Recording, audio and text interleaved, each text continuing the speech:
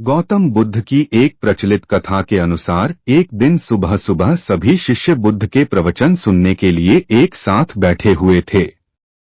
कुछ देर बाद बुद्ध अपने साथ एक रस्सी लेकर आए। तथागत के हाथ में रस्सी देखकर सभी शिष्यों को हैरानी हुई। बुद्ध अपने आसन पर बैठे और उन्होंने रस्सी में एक के बाद एक 3 गांठ बांध दी। इसके बाद उन्होंने शिष्यों से पूछा कि क्या ये वही रस्सी है जो गांठ बांधने से पहले थी। इस प्रश्न के जवाब में एक शिष्य ने कहा कि तथागत, इसका उत्तर थोड़ा मुश्किल है। ये हमारे देखने के तरीके पर निर्भर करता है। एक तरह से तो रस्सी वही है, इसमें कोई बदलाव नहीं है। एक अन्य शिष्य ने कहा कि अब इसमें 3 गांठें लगी हुई हैं, जो कि पहले रस्सी में नहीं थीं। इसे बदला हुआ भी कह सकते हैं। कुछ शिष्यों ने कहा कि वास्तव में मूल रूप से रस्सी वही है, लेकिन बदली हुई दिख है, लेकिन इसका मूल स्वरूप बदला नहीं है।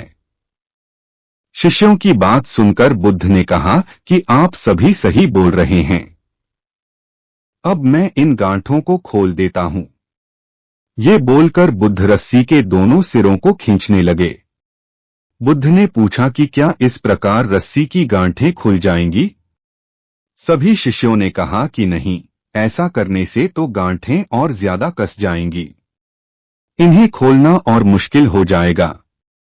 बुद्ध ने कहा कि ठीक है, अब एक अंतिम प्रश्न, इन गांठों को खोलने के लिए हमें क्या करना होगा? शिष्यों ने कहा कि हमें इन गांठों को ध्यान से देखना होगा, जिससे हम जान सकें कि इन्हें कैसे लगाया गया है। इसके बाद हम गांठें आसानी से खोल सकते हैं। बुद्ध इस जवाब से संतुष्ट हो गए और उन्होंने कहा कि ये सही बात है।